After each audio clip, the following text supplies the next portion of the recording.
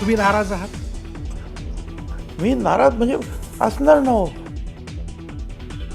मराठा आरक्षण GR भुजबळ नाराज. मंत्रिमंडळाला विश्वासात न घेता उपसमितीचा निर्णय. न्यूज 18 लोकमतला दिलेल्या विशेष मुलाखतीत भुजबळांचं वक्तव्य.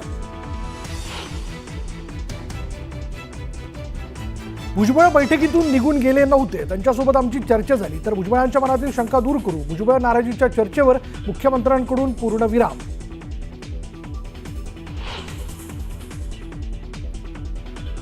राधाकृष्ण विखे पाटलांकडून मनोज जरांगेंच्या तब्येतीची विचारपूस. तर ज्यांना GR बाबत संशय आहेत त्यांनी माझ्याशी चर्चा करावी, विखे पाटलांचं आवाहन.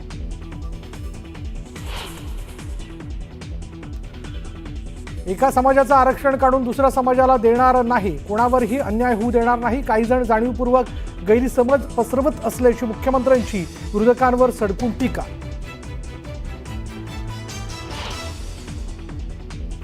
सरकारने काढलेला GR सगळ्यांना गंडवणारा, दोन्ही उपमुख्यमंत्र्यांनाही कळलं नाही. प्रकाश आंबेडकरांचा भाजपवर हल्लाबोल. कुणबी नोंद नसलेल्या मराठा समाजातील व्यक्तीला नातेवाईकांच्या नोंदीनुसार आरक्षण मिळणार. ॲडव्होकेट आशिष राजे गायकवाड यांची बडे मुद्देमध्ये माहिती. आजचा मराठा मूळचा कुणबीच, मात्र ओबीसींच्या वोट बँकेमुळे आरक्षण अडकलं. आरक्षण अभ्यासक श्रीमंत कोकाटेंचा दावा. दक्षिण मुंबईत आंदोलनाला परवानगी देऊ नये. जरांगेंच्या आंदोलनानंतर मिलिंद देवरांचं मुख्यमंत्र्यांना पत्र. तर टीकेनंतर पत्र हे मुंबईत आंदोलन बंद करण्यासाठी नव्हतं म्हणत देवरांचा U-टर्न. अजित पवारांची महिला IPS अधिकाऱ्यावर दादागिरी. करमाळ्यातील मुरुम उत्खनन प्रकरणी कारवाई करण्यासाठी गेलेल्या अंजना कृष्णा यांना दादांची तंबी, तर विरोधकांकडून टीकेची झोड.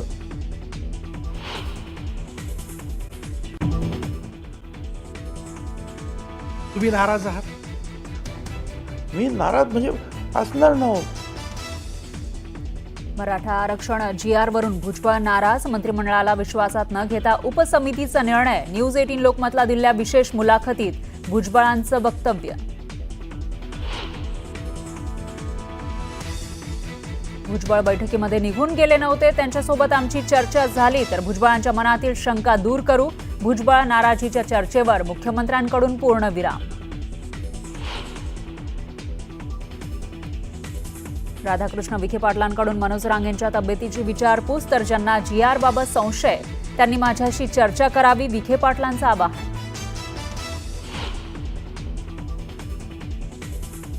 एका समाजाचं आरक्षण काढून दुसऱ्या समाजाला देणार नाही, कोणावर अन्याय होऊ देणार नाही. काही जण जाणीवपूर्वक गैरसमज पसरवत असल्याची मुख्यमंत्र्यांची विरोधकांवर सडकून टीका. सरकारनं काढलेला GR सगळ्यांना गंडवणारा, दोन्ही उपमुख्यमंत्र्यांनाही कळलं नाही. प्रकाश आंबेडकर यांचा भाजपवर हल्लाबोल.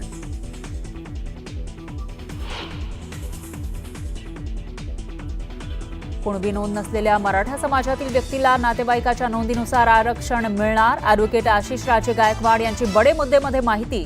आजचा मराठा मूळचा कुणबीच, मात्र ओबीसींच्या वोट बँकेमुळे आरक्षण अडकलं. आरक्षण अभ्यासक श्रीमंत कोकाटेंचा दावा. दक्षिण मुंबईमध्ये आंदोलनाला परवानगी देऊ नये. जरांगेंच्या आंदोलनानंतर मिलिंद देवरा यांचं मुख्यमंत्र्यांना पत्र. तर टीकेनंतर पत्र हे मुंबईमध्ये आंदोलन बंद करण्यासाठी नव्हतं असं म्हणत देवरांचा U-टर्न.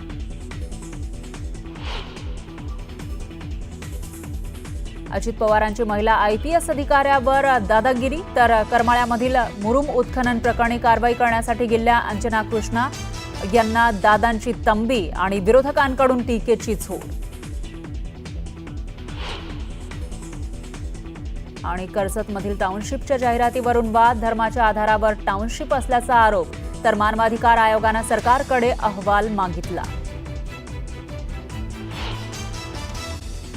बातमी आहे जर्मनीतनं. जर्मनीमध्ये पिंपरी चिंचवडच्या रागळवार कुटुंबानं गौरी गणपतीचा सण मोठ्या उत्साहात साजरा केला. यंदा या कुटुंबानं छत्रपती शिवाजी महाराज यांच्या गौरवशाली इतिहासावरती आधारित आकर्षक देखावा तयार केलाय. दरम्यान दर्शनासाठी जर्मनीतील 70 ते 75 भाविकांनी हजेरी लावल्याची माहिती आहे. पुण्यामध्ये गणेश विसर्जनासाठी पोलिसांनी नियोजन केलंय. विसर्जन मिरवणुकीच्या दिवशी पुणे शहरातल्या मुख्य रस्त्यांपैकी 17 रस्ते हे वाहतुकीसाठी बंद असतील. तर शहरामध्ये विविध ठिकाणी नो पार्किंग झोन तयार करण्यात आलाय. भुसावळच्या बाजारपेठ पोलीस स्टेशनमधील गणरायाचं वाजत गाजत विसर्जन करण्यात आलं. यावेळी विसर्जन मिरवणुकीमध्ये पारंपरिक वेशभूषेत पोलीस अधिकाऱ्यांनी सहभाग घेतलेला. चंद्रपूरच्या तुकुमचा राजा छत्रपती गणेश मंडळानं साकारलेला 11,000 सुतांच्या रिळांनी बनवलेला बाप्पा हा आकर्षक ठरलाय. दर्शनासाठी भाविकांनी मोठ्या संख्येनं गर्दीही केली आहे. जळगाव जिल्ह्यात गणपती विसर्जनासाठी पोलीस यंत्रणा सज्ज आहे. गणपती विसर्जन मिरवणुकीवरती पोलिसांच्या तिसऱ्या डोळ्याची नजर असेल. यावेळी ड्रोन आणि सीसीटीव्ही कॅमेऱ्यांसह दुर्बिणीद्वारे विसर्जन मिरवणुकीतील प्रत्येक घडामोडींवरती पोलीस नजर ठेवतील. धुळ्यामध्ये नवसाचा लालबाग गणेश मंडळ मित्रमंडळाच्या वतीनं सामूहिक अथर्व शीर्ष पठणाचं आयोजन केलं गेलं. यावेळी शहरातील महिला आणि गणेश भक्त सहभागी झाले होते. चोपड्यामध्ये मुख्यमंत्री समृद्ध पंचायत राज अभियानांतर्गत एका कार्यशाळेचं आयोजन केलं गेलं होतं. यावेळी आमदार चंद्रकांत सोनवणे यांनी सरपंच आणि उपसरपंच यांना मार्गदर्शन केलंय. चोपडा बस स्थानक राज्यात प्रथम क्रमांकावरती राहू शकतं, तर आपली ग्रामपंचायत राज्यात पहिली का येऊ शकत नाही असं विधान त्यांनी केलं. हिंगोलीच्या कृषी उत्पन्न बाजार समितीत हळदीला सरासरी 10,000 रुपये प्रति क्विंटलचा दर मिळतोय. 10,000चा दर मिळत असल्यानं हळद उत्पादक शेतकऱ्यांनी नाराजी व्यक्त केली आहे. किमान 15,000चा दर मिळावा अशी मागणी शेतकऱ्यांची आहे. हिंगोली जिल्ह्यामध्ये कयाधू नदीवरती 4 ते 5 वर्षांपूर्वी बंधारा बांधला गेला. या बंधाऱ्याचं पाणी शेतात शिरू लागल्यानं शेती पिकांचं मोठं नुकसान झालंय. तातडीनं उपाययोजना कराव्यात अशी मागणी शेतकऱ्यांची आहे.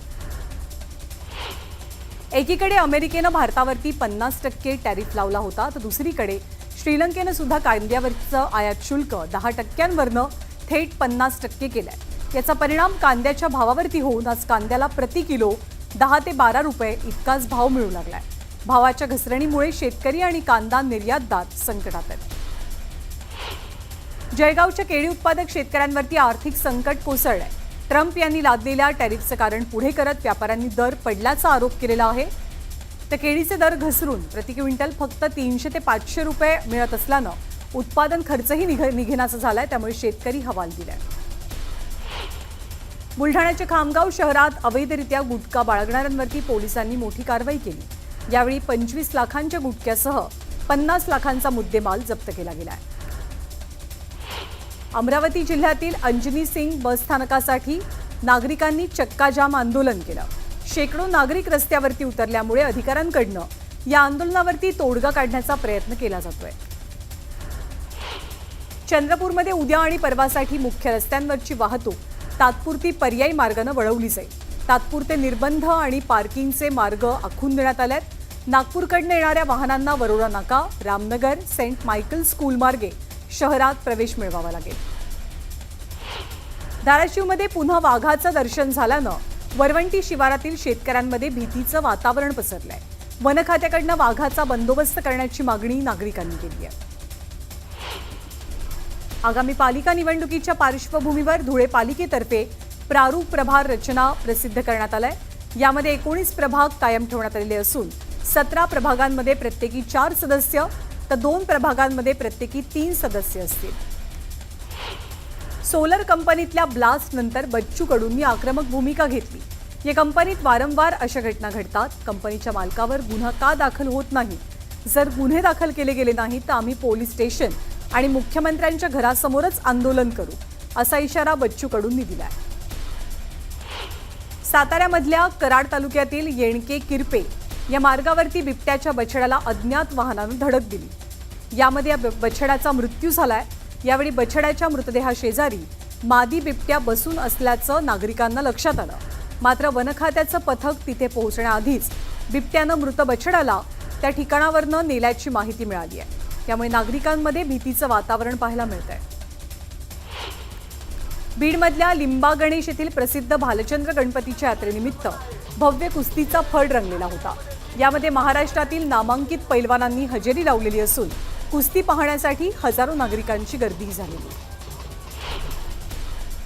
बुलढाणा जिल्ह्यामध्ये गेल्या काही दिवसांपासून जोरदार पावसानं हजेरी लावली आहे. पावसामुळे शेती पिकांचं प्रचंड नुकसान झालंय. यामुळे शेतकरी अडचणीत सापडलाय. मालेगाव भागात असलेलं गिरणा धरण 96% इतकं भरलंय. यामुळे धरणातनं 814 क्युसेक वेगानं पाण्याचा विसर्ग होतोय. नदीकाठच्या नागरिकांना यामुळे सतर्कतेचा इशारा देण्यात आलाय. चंद्रपूर जिल्ह्यात गेले 10 दिवस पावसाच्या सरी बरसतात. मुसळधार पावसानं महाकाली मंदिर परिसरात झरपट नदीवरचा जुना पूल पुराच्या तडाख्यानं ढासळलाय. प्रशासनानं कठडे लावून या मार्गावरची वाहतूक रोखली आहे. मात्र नागरिकांनी तातडीनं हा पूल उभारण्याची मागणी केली आहे.